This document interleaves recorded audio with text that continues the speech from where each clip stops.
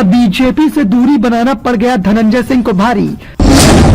आखिर कैसे कमजोर मामले में अचानक दोषी बन गए धनंजय सिंह? कुछ दिनों पहले ही निर्दलीय चुनाव के मैदान में उतरने का किया था फैसला। क्या सत्ता के आकाओं के इशारे पर मुश्किल में फंस गए धनंजय सिंह?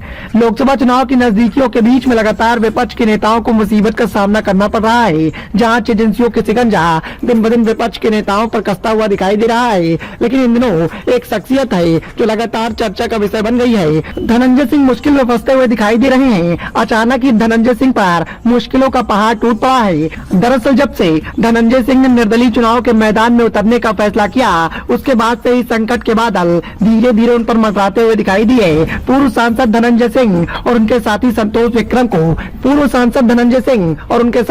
संतोष विक्रम को नमामि गंगे प्रोजेक्ट के मैनेजर के अपहरण और रंगदारी के मामले में बुधवार को 7 साल की सजा सुना दी गई। धनंजय सिंह पर 2 लाख का जुर्माना भी लगाया गया। धनंजय सिंह के खिलाफ वैसे तो अब दर्जनों आपराधिक मामले दर्ज हो चुके हैं। उनकी हिस्ट्री शीट भी खुली थी। पुलिस ने तो एक बार किसी दूसरे बदमाश को मारकर धनंजय सिंह के एनकाउंटर के मारे जाने में धनंजय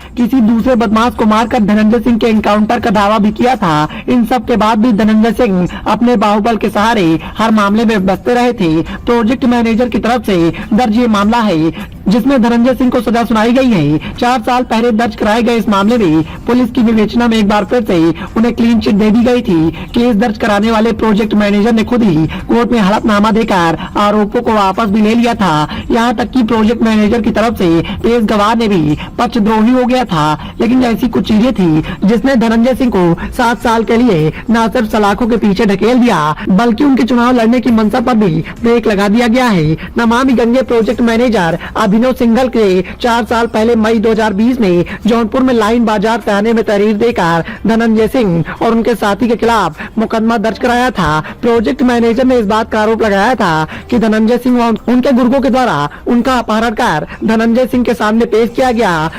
यहाँ धनंजय सिंह ने पिस्टल दिखाकर धमकाया और सड़क के काम में कम गुणवत्ता की सामग्री का इस्तेमाल करने का दबाव बनाते हुए रंगदारी मांगी। केस दर्ज होते ही पुलिस ने धनंजय सिंह को गिरफ्तार कर जेल भेज दिया था। कुछ समय बाद धनंजय सिंह जमानत पर बाहर आ गए। पुलिस ने मामले की विवेचना शुरू की और धनंजय सिंह को क्लीन चिट दे दिया गया।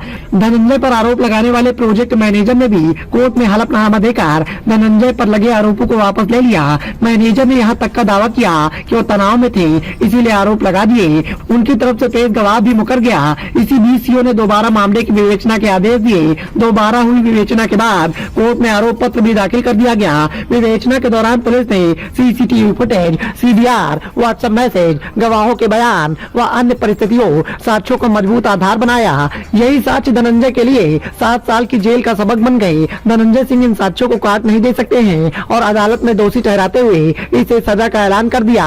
हालांकि धनंजय सिंह की गिरफ्तारी के बाद इस बात को लेकर चर्चाओं का बाजार गर्म है कि बीजेपी से दूरी बनाना धनंजय सिंह के लिए मुसीबत का सबब बन गया, क्योंकि सांसद रहे धनंजय सिंह ने चंद दिनों पहले इस बात का ऐलान किया था कि वो निर्दलीय चुनाव के मैदान में आएंगे। और जब से उन्होंने इस बात का ऐलान किया, धीरे धीरे उनकी मुसीबतें बढ़ती गई और आखिरकार उन्हें दोषी बनाए जाने के बाद लगातार उनके समर्थकों के साथ साथ राजनीति के गलियारों में इस बात की चर्चाएं तेज हैं कि सत्ता के आकाओं के इशारे पर ही ये सब कुछ हुआ है, क्योंकि इससे पूर्व ऐसा कुछ भी नहीं हुआ था। लगातार धनंजय सिंह चल रहे थे, लेकिन जिस तरीके से जैसे ही उन्होंने इस बात का फैसला किया कि वो निर्दलीय चुनाव के मैदान में जाएंगे, उनकी अचानक से मुसीबत बढ़ गई और उन्हें दोषी ठहरा दिया गया। Bureau report, the noise of India.